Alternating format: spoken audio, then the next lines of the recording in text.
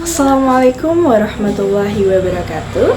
Perkenalkan, nama saya Firly Amrani dengan NPM A1A025067 dari Prodi Pendidikan Bahasa Indonesia, Fakultas Keguruan dan Ilmu Pendidikan Universitas Bengkulu. Beradanya saya di video ini untuk memenuhi tugas mata kuliah pengelolaan pendidikan dengan dosen pengampu Ibu Nur Fatonah MPD. Baik, yang pertama yaitu tentang sejarah pengelolaan pendidikan. Dalam dunia pendidikan, keberhasilan tidak hanya ditentukan oleh proses belajar mengajar, tetapi juga oleh bagaimana pendidikan tersebut dikelola. Pengelolaan atau manajemen pendidikan merupakan proses mengatur dan memanfaatkan seluruh sumber daya seperti guru, siswa, sarana, dan dana agar tujuan pendidikan dapat tercapai secara efektif dan efisien. Manajemen pendidikan memiliki 4 fungsi utama yang dikenal dengan POAC, yaitu perencanaan, pengorganisasian, pelaksanaan, dan pengawasan. Keempat fungsi ini saling berkaitan untuk memastikan kegiatan pendidikan itu berjalan terarah dan dapat dievaluasi secara berkelanjutan. Selain itu, ruang lingkup pengelolaan pendidikan sangat luas, mencakup pengelolaan kurikulum, peserta didik, tenaga pendidik, sarana prasarana, keuangan, hingga hubungan dengan masyarakat. Hal ini menunjukkan bahwa pendidikan merupakan sistem yang kompleks dan membutuhkan pengelolaan yang menyeluruh. Jika dilihat dari perkembangannya, pengelolaan pendidikan telah mengalami perubahan dari yang awalnya sederhana dan informal menjadi lebih terstruktur pada masa klasik, kemudian berkembang menjadi lebih efisien pada masa modern. Hingga saat ini berfokus pada mutu, partisipasi, dan pemanfaatan teknologi di era kontemporer. Perubahan tersebut dipengaruhi oleh berbagai faktor seperti tuntutan masyarakat, kebijakan pemerintah, perkembangan teknologi, serta kebutuhan akan peningkatan mutu pendidikan. Di Indonesia, pengelolaan pendidikan juga mengalami perubahan besar setelah reformasi, yaitu dari sistem yang terpusat menjadi desentralisasi. Salah satu bentuknya adalah manajemen berbasis sekolah yang memberikan kewenangan lebih kepada sekolah untuk mengelola sumber daya secara mandiri dan sesuai kebutuhan. Lalu sebagai kesimpulan, pengelolaan pendidikan memiliki peran yang sangat penting dalam menentukan kualitas pendidikan. Dengan manajemen yang baik, pendidikan dapat berjalan lebih efektif, efisien, dan mampu menghasilkan sumber daya manusia yang berkualitas. Baiklah, selanjutnya yaitu yang kedua, proses substansi pengelola pendidikan. Kalau kita membahas pendidikan, sebenarnya bukan hanya soal belajar di kelas, tetapi juga bagaimana proses pendidikan itu dikelola. Pengelola pendidikan menjadi hal yang sangat penting karena menentukan apakah tujuan pendidikan bisa tercapai dengan baik atau tidak, begitu. Nah, secara sederhana, pengelolaan pendidikan adalah proses mengatur, mengordinasikan, dan mengendalikan seluruh kegiatan pendidikan agar berjalan efektif dan efisien. Di dalamnya itu melibatkan berbagai sumber daya seperti guru, peserta didik, kurikulum, sarana prasarana, hingga pembiayaan. Dalam satuan pendidikan, pengelolaan dilakukan melalui beberapa tahapan yang dikenal dengan POAC, yaitu perencanaan, pengorganisasian, dan pelaksanaan. Dan pengawasan perencanaan dilakukan untuk menentukan program dan tujuan pendidikan. Nah, pengorganisasian berkaitan dengan pembagian tugas dan kerjasama antar tenaga pendidik. Pelaksanaan adalah proses menjalankan kegiatan pendidikan seperti pembelajaran di kelas dan kegiatan siswa. Nah, sedangkan pengawasan bertujuan untuk mengevaluasi dan memastikan semuanya berjalan sesuai rencana. Selain proses, ada juga yang disebut substansi pengelolaan pendidikan. Substansi ini mencakup berbagai aspek penting seperti pengelolaan, kurikulum, dan pembelajaran, peserta didik, pendidik, dan tenaga pendidikan, sarana prasarana, keuangan, hubungan dengan masyarakat, layanan khusus, serta budaya sekolah. Semua aspek ini saling berkaitan. Nah, dan harus dikelola secara terpadu begitu. Di era sekarang, pengelolaan pendidikan tuh juga dituntut untuk mengikuti perkembangan zaman. Sekolah tidak hanya fokus pada akademik saja, tetapi juga pada pengembangan karakter, keterampilan, serta kesejahteraan siswanya. Selain itu, pemanfaatan teknologi juga menjadi bagian penting dalam mendukung proses pendidikan yang lebih modern. Baiklah, yang ketiga yaitu materi tentang standar pengelolaan pendidikan. Tujuan utama dari standar ini adalah untuk meningkatkan efektivitas dan efisiensi pendidikan serta memastikan bahwa kualitas pendidikan terus meningkat dari waktu ke waktu. Selain itu, standar ini juga bertujuan untuk menciptakan sistem pendidikan yang transparan dan bisa dipertanggungjawabkan tentu saja. Dalam penerapannya, standar pengelolaan pendidikan dilakukan melalui beberapa tahap, yaitu perencanaan, pelaksanaan, dan pengawasan.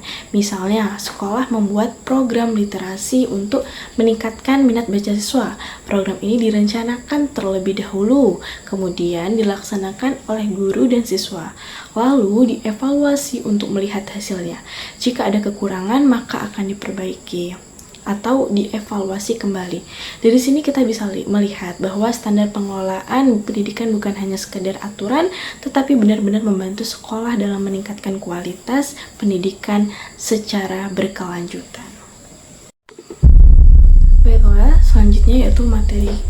Yang keempat, kalau kita membahas pendidikan, ada dua hal yang tidak bisa dipisahkan, yaitu kurikulum dan pembelajaran. Keduanya itu saling berkaitan dan sama-sama penting dalam mencapai tujuan pendidikan. Kurikulum bisa kita pahami sebagai pedoman atau rencana dalam pendidikan. Di dalamnya terdapat tujuan, materi, serta cara yang digunakan dalam proses belajar. Sedangkan pembelajaran adalah proses interaksi antara guru dan siswa untuk mencapai sebuah tujuan yang sudah ditetapkan dalam kurikulum tersebut, di pedoman tersebut. Jadi kurikulum itu seperti arah dan pembelajaran itu adalah proses untuk mencapainya. Dalam kurikulum dan pembelajaran ada beberapa komponen penting, yaitu pertama, tujuan, yaitu apa yang ingin dicapai oleh siswa. Kedua, materi atau isi, yaitu apa yang akan dipelajari. Yang ketiga, strategi pembelajaran, yaitu bagaimana cara guru untuk mengajarkan. Dan yang terakhir adalah evaluasi, yaitu untuk menilai apakah tujuan pembelajaran itu sudah tercapai atau belum. Kurikulum dan pembelajaran juga memiliki tujuan dan manfaat. Kurikulum membantu guru dalam merancang pembelajaran agar lebih terarah dan sistematis, sedangkan pembelajaran membantu siswa untuk memahami materi dan mengembangkan keterampilan serta membentuk sikap yang baik. Dengan adanya keduanya, proses pendidikan bisa berjalan lebih efektif. Keterkaitan antara kurikulum dan pembelajaran sangat jelas. Kurikulum menjadi dasar dalam perencanaan dan pembelajaran, sementara pembelajaran merupakan pelaksanaan dari kurikulum di kelas. Selain itu, hasil evaluasi pembelajaran juga bisa digunakan untuk memperbaiki. Baiklah, yang kelima, yaitu pengelolaan pendidik dan tenaga kependidikan. Secara sederhana, pendidik adalah orang yang langsung terlibat dalam proses pembelajaran seperti guru dan dosen. Nah, sedangkan tenaga kependidikan adalah orang-orang yang mendukung jalannya pendidikan, seperti kepala sekolah, staf administrasi, pustakawan, dan lainnya. Keduanya itu saling melengkapi dan tidak bisa dipisahkan. Pengelolaan pendidik dan tenaga pendidikan adalah proses mengatur, mengembangkan, dan memberdayakan mereka agar dapat bekerja secara profesional. Pengelolaan ini penting supaya semua tenaga yang ada bisa menjalankan tugasnya sesuai dengan kemampuan dan kebutuhan sekolah. Selanjutnya yang keenam,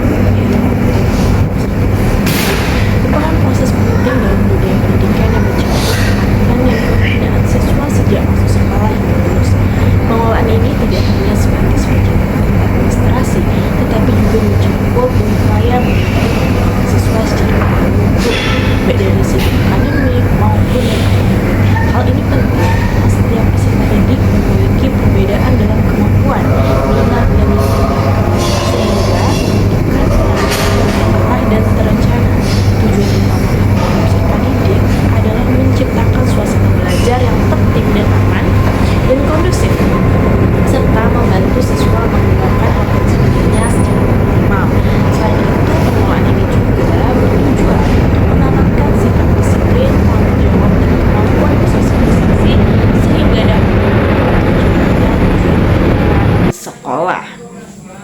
Baiklah, selanjutnya yaitu materi yang ketujuh, yaitu pengelolaan sarana dan prasarana pendidikan.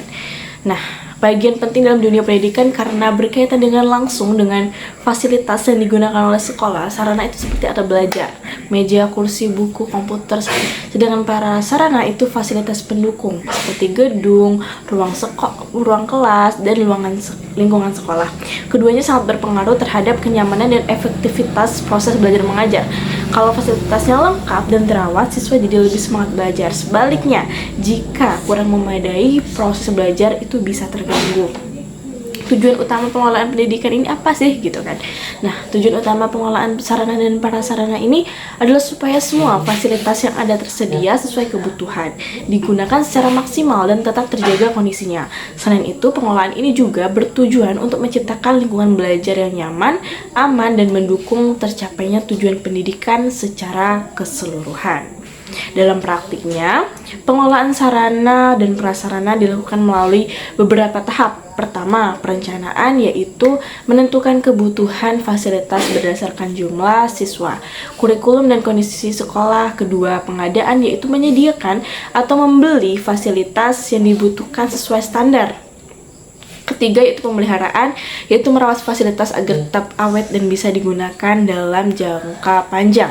Yaitu yang terakhir adalah pengawasan dan evaluasi untuk memastikan semua fasilitas digunakan sesuai dengan baik dan sesuai dengan tujuan. Baiklah, selanjutnya yaitu materi ke-8, pengelolaan keuangan pendidikan. Itu sebenarnya adalah cara sekolah mengatur uang agar semua kegiatan bisa berjalan dengan lancar. Jadi bukan cuma soal uang masuk dan keluar, tetapi juga mencakup perencanaan, penggunaan, pencatatan, sampai pelaporan. Karena dalam dunia pendidikan, hampir semua kegiatan butuh dana, mulai dari belajar, mengajar, fasilitas sekolah, sampai kegiatan siswa. Tujuan dari pengelolaan keuangan ini adalah supaya dana digunakan dengan tepat atau tidak sia-sia. Selain itu juga untuk memastikan penggunaan dana itu transparan atau terbuka, bisa dipertanggungjawabkan, hemat, dan benar-benar mendukung kegiatan pendidikan. Kalau keuangan dikelola dengan baik, biasanya kualitas sekolah juga ikut meningkat. Dalam pelaksanaannya ada beberapa prinsip penting yang harus dipegang, yaitu transparansi atau terbuka soal penggunaan dana, akuntabilitas atau bisa dipertanggungjawabkan, efektivitas atau tepat sasaran, dan efisiensi, hemat tapi tetap maksimal. Prinsip ini penting supaya tidak terjadi penyalahgunaan dana. Sumber dana pendidikan sendiri datang dari berbagai pihak seperti pemerintah, APBN atau APBD, dana BOS, orang tua siswa, masyarakat, bantuan perusahaan atau CSR, bahkan dari usaha sekolah seperti koperasi. Semua dana ini harus dikelola dengan baik sesuai aturan yang ada. Proses pengelolaannya juga punya tahapan, dimulai dari perencanaan anggaran, biasanya dalam bentuk RKAS, lalu pelaksanaan pencatatan semua transaksi, pengawasan, hingga pelaporan kepada pihak terkait. Dalam hal ini, kepala sekolah bertanggung jawab penuh dibantu oleh bendahara dan pihak lain yang mengatur serta mengawasi keuangan. Baiklah, selanjutnya yang ke-9, pengelolaan hubungan sekolah dengan masyarakat. Pada dasarnya adalah cara sekolah membangun komunikasi dan kerjasama dengan lingkungan sekitar. Sekolah tidak bisa berdiri sendiri karena pendidikan juga butuh dukungan dari orang tua dan masyarakat.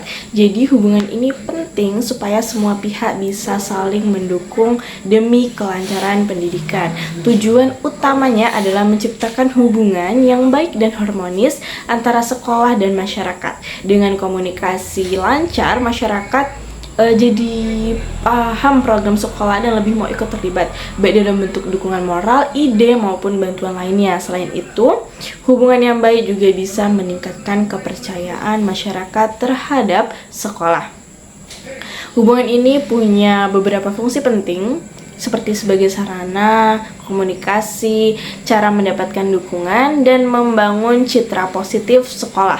Selain itu juga berfungsi untuk memberi informasi edukasi ke masyarakat dan mengajak mereka untuk berpartisipasi sampai menyatukan kepentingan antara sekolah dan lingkungan sekitar.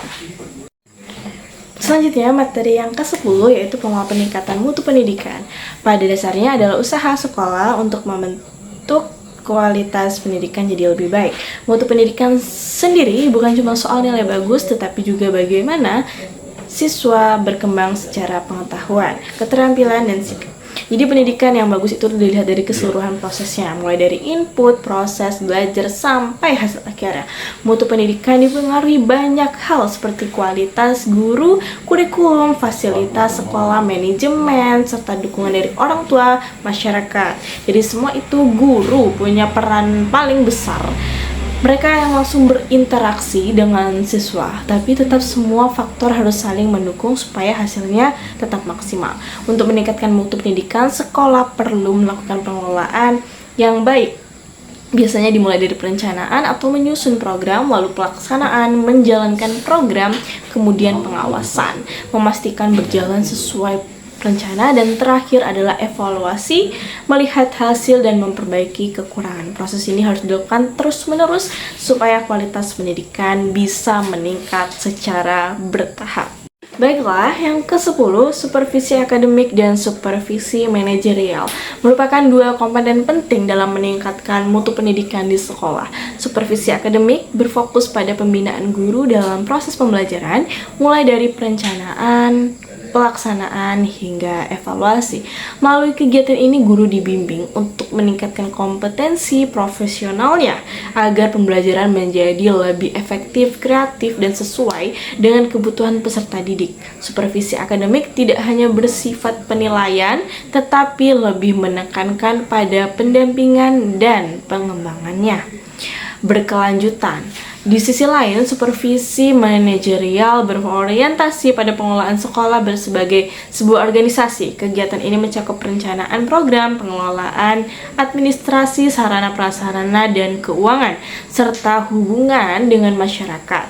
Tujuannya adalah menciptakan sistem manajemen sekolah yang efektif dan efisien sehingga mendukung proses pembelajaran secara optimal. Kedua jenis supervisi ini memiliki prinsip yang menekankan kerjasama, objektivitas, kesinambungan, dan pendekatan yang konstruktif. Pelaksanaannya dilakukan oleh kepala sekolah dan pengawas dengan berbagai teknik, baik secara individu maupun kelompok, seperti kunjungan kelas, diskusi, monitoring, dan evaluasi. Dengan demikian, supervisi akademik dan manajerial saling melengkapi dalam meningkatkan kualitas pendidikan.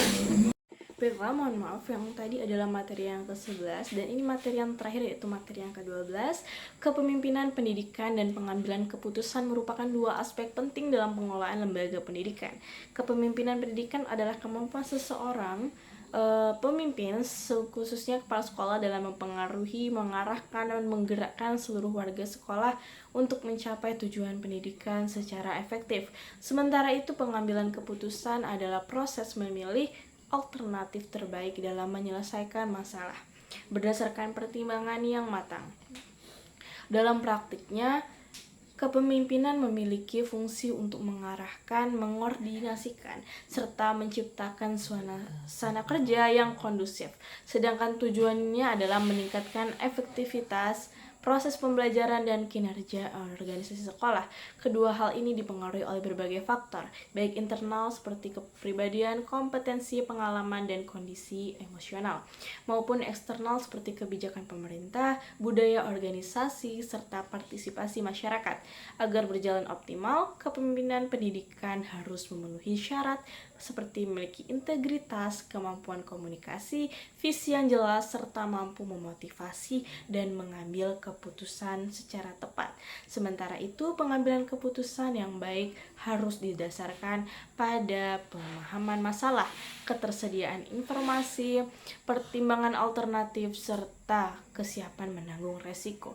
Dengan demikian, kepemimpinan yang efektif dan pengambilan keputusan yang tepat akan sangat menentukan keberhasilan suatu lembaga pendidikan. Keduanya saling berkaitan dalam menciptakan sistem pendidikan yang berkualitas, terarah, dan mampu menjawab berbagai tantangan yang ada. Baik, itu saja